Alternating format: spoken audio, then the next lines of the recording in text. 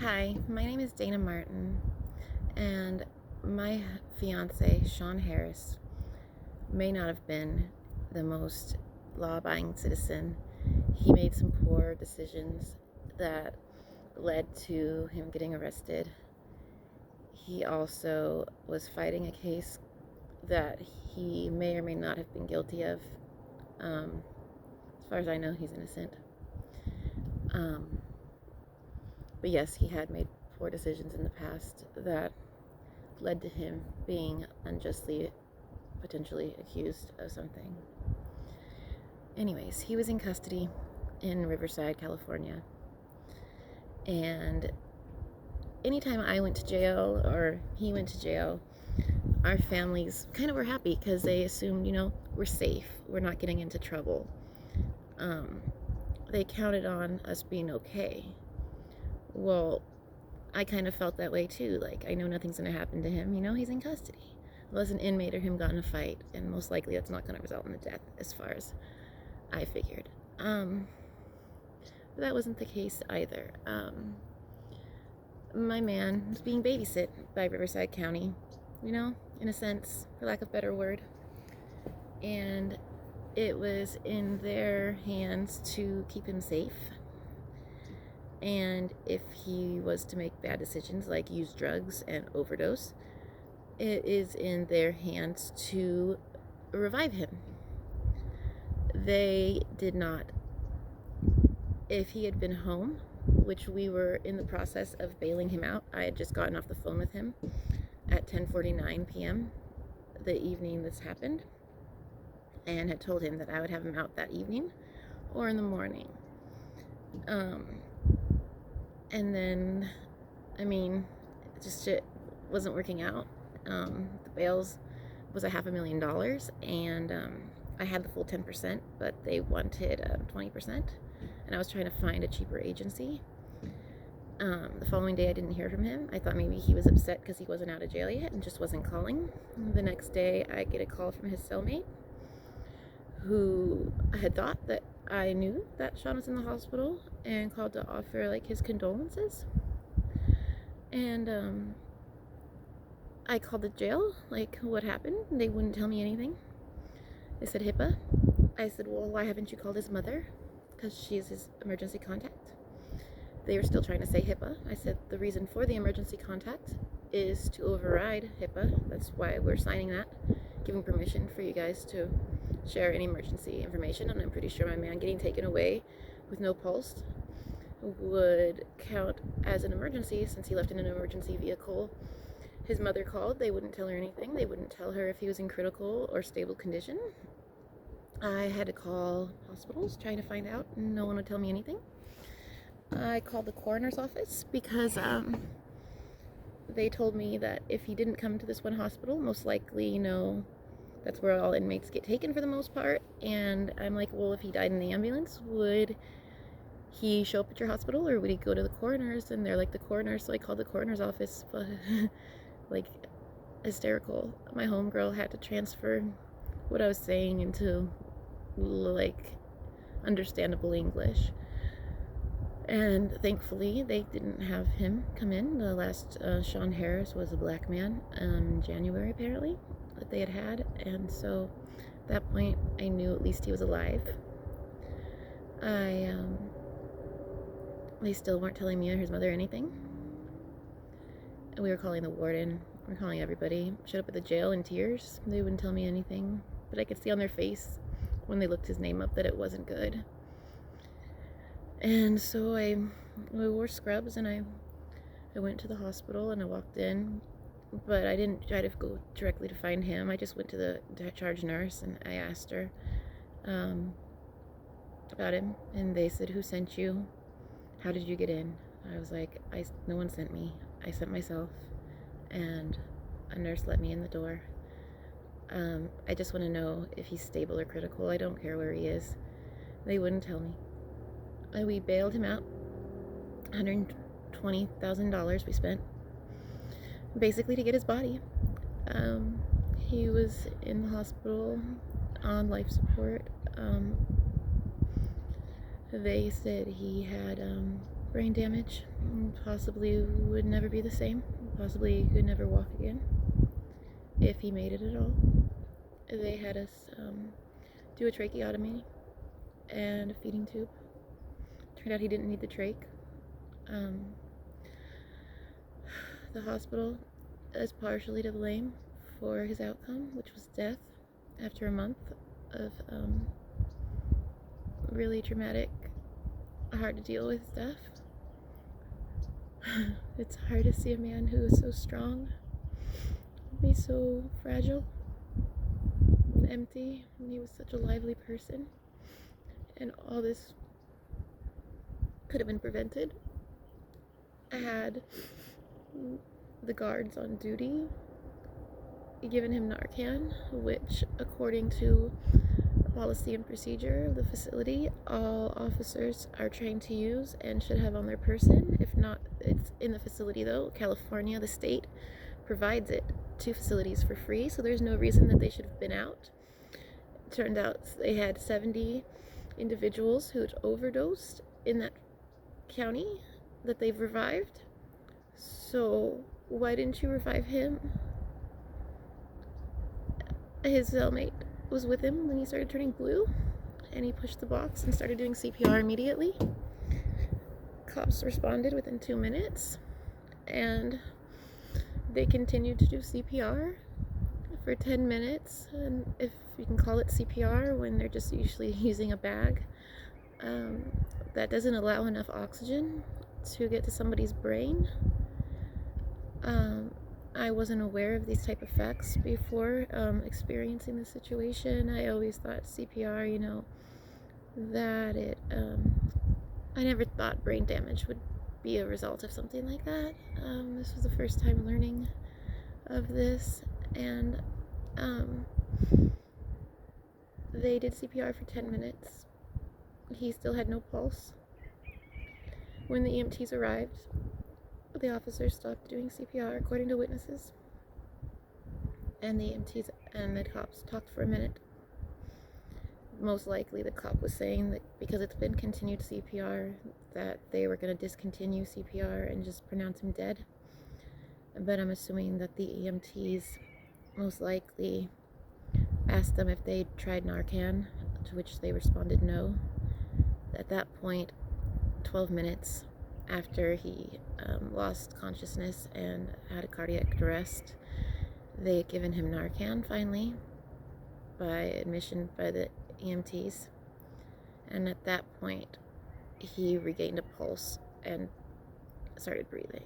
He was then transferred to the hospital, which they drug tested him there, and he came up with methamphetamine in his system, but according to them, not opiates. And I asked if they tested for fentanyl, since that's the leading cause of overdoses. My dude did not use fentanyl. He was very against fentanyl and wouldn't by choice use fentanyl. While in custody in Riverside, he did possibly contract COVID-19 on 2 occasions. At one point, somebody did get COVID and was transferred to medical. All they did was bleach down the cell, didn't test the cellmate or anybody in that dorm. So it's very possible he had gotten COVID. He got pneumonia almost immediately when in the hospital. He also was drinking Pruno a lot, and at first I was worried that maybe botulism was the cause for this, because there was no opiates in his system. How would he overdose? But I mean, there is methamphetamine that goes around that has fentanyl in it. I spoke to other people who contacted me actually when I posted on a newspaper article about the overdoses in Riverside, and a wife had reached out to me whose husband died and told me that his autopsy results were methamphetamine and fentanyl. The hospital did not test him for fentanyl, but were pumping him full of fentanyl. And they also were unable to do a CAT scan of his brain until after 3 days of him in the hospital, due to not knowing if he had any metal in his body. So most likely that's something that people would have done right away upon entering the hospital, but because they don't contact families to be able to ask those kind of questions, and the cops were making all medical decisions and don't have his full medical history, they were unable to give him a CAT scan to find out what was going on with his brain. They supposedly did the hypothermia thing that they were supposed to do. I seen him on ice the first day that we went there. He was cooled.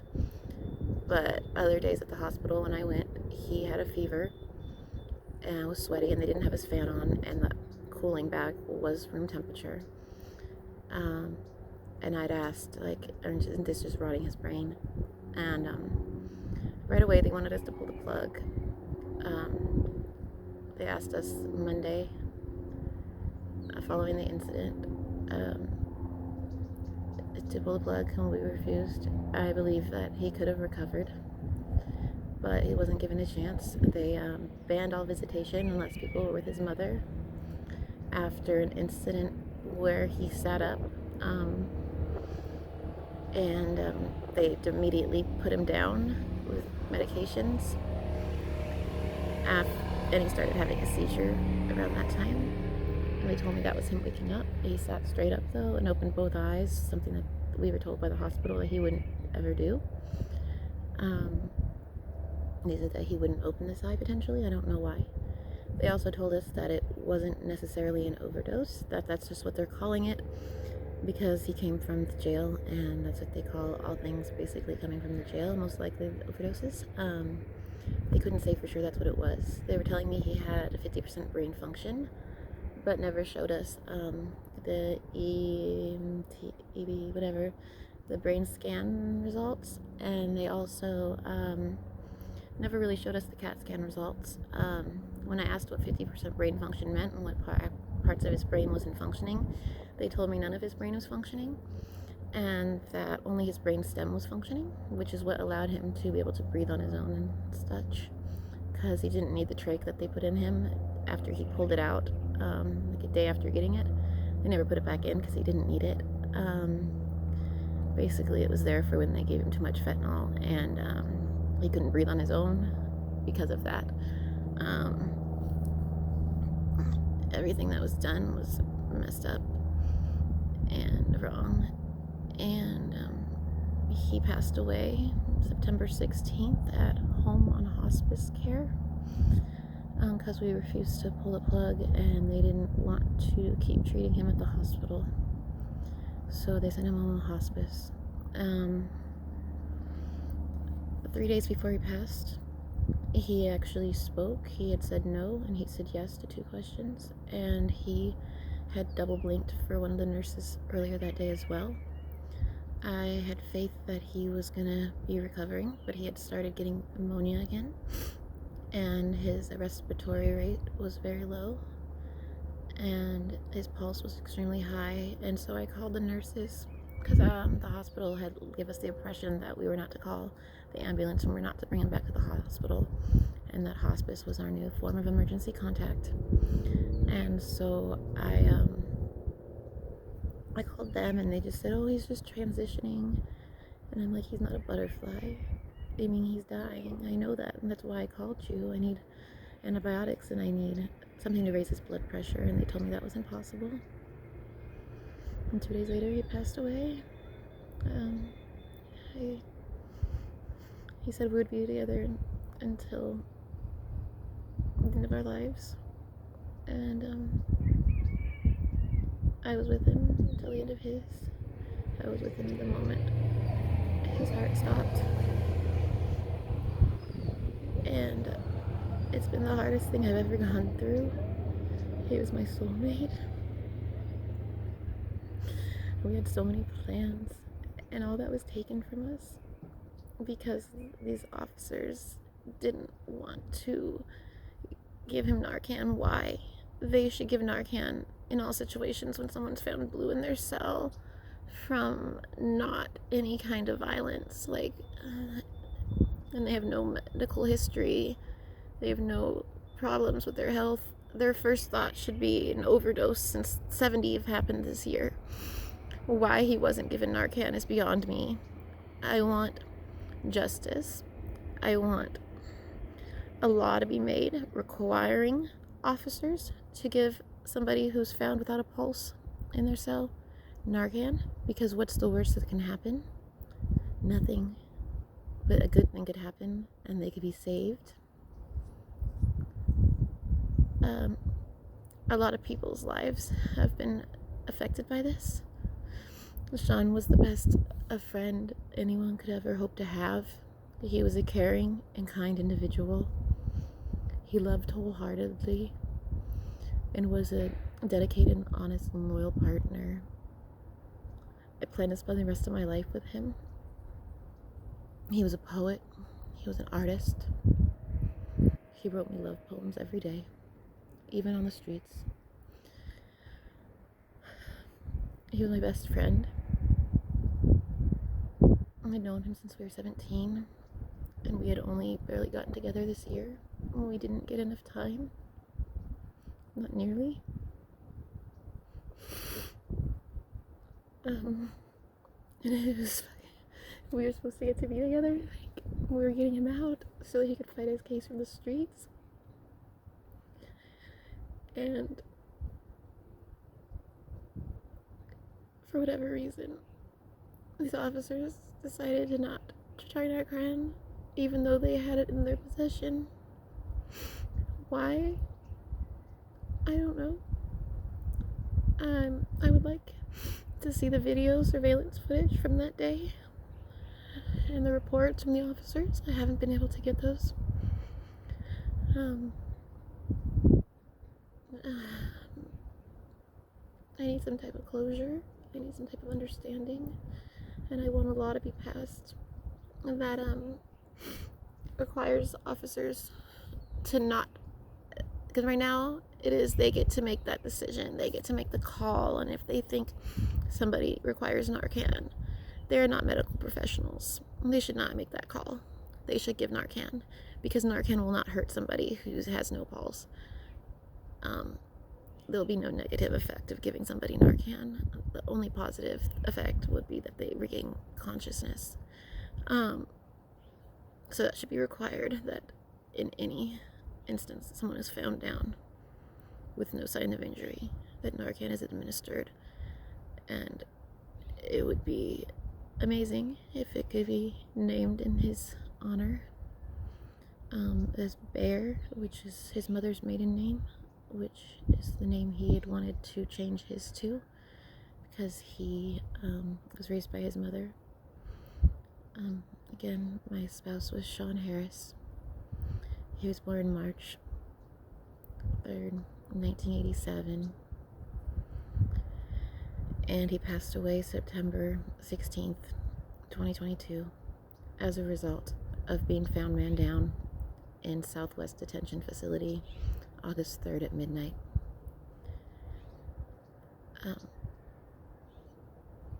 My life will never be the same. I don't go a day without crying. It's amazing right now that I'm able to speak of him without crying, for the most part. I'm trying to hold it together because I'm on camera and I'm not a very pretty crier. But every day I fall to pieces. I'm not okay. His mom's not okay. We had a future we were gonna build. We were gonna get married. We were gonna have a baby. We were gonna do normal life like regular people. And they took that opportunity from him. All he wanted and been searching for his entire life was to find his soulmate. And in each other, we had found that. And we were gonna try for a baby and save money, work temp jobs and travel. And they took all of our dreams away from us based on a case that he hadn't even been convicted of. They allowed him to die in their care, when if he had overdosed while at home under my care or his mother's care, he would still be alive today, because we would have administered Narcan.